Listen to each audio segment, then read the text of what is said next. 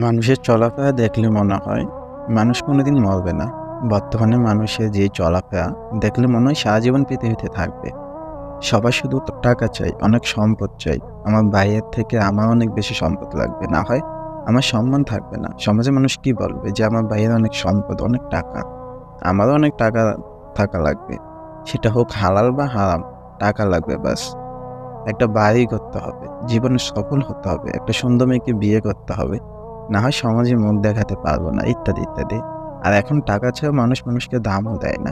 আচ্ছা আমার কথা শোনেন, আল্লাহ আপনাকে এই জীবনটা কেন দিলেন? শুধু টাকা ইনকাম করার জন্য? আচ্ছা, টাকা ইনকাম করা খারাপ কিছু না, কিন্তু হালালভাবে ইনকাম করেন। আর সাথে আল্লাহর আইনগুলো মেনে চলেন। আল্লাহর ইবাদত করেন, মানুষের সাথে ভালো ব্যবহার করেন, মানুষকে ঠকায়েন না, সত্য কাজে আদেশ করেন, অসৎ কাজে নিষেধ করেন। ছেলে-মেয়েকে দিন শিক্ষা দিন, যাতে মরলে আপনার জন্য দোয়া করে। এই জীবনটা দিয়েছে আল্লাহ এইজন্য, আল্লাহ দেখতে চায় কে ভালো কে মন্দ। আর আপনার কৃতকর্মের ফল অনুযায়ী আপনাকে প্রতিদান দেওয়া হবে। ভালো করলে জান্নাত, খারাপ করলে জাহান্নাম। জীবন তো আল্লাহ এমনি এমনি দেয় নাই। একটু চিন্তা করুন। যদি এখন মারা যান তাহলে আপনার কি হবে? সব থাকবে, শুধু থাকবেন না আপনি। আপনার এত কষ্টের সম্পদ অন্য কেউ ভোগ করবে। একা আসলেন, একা চলে গেলেন। কিছু নিয়ে আসেন নাই।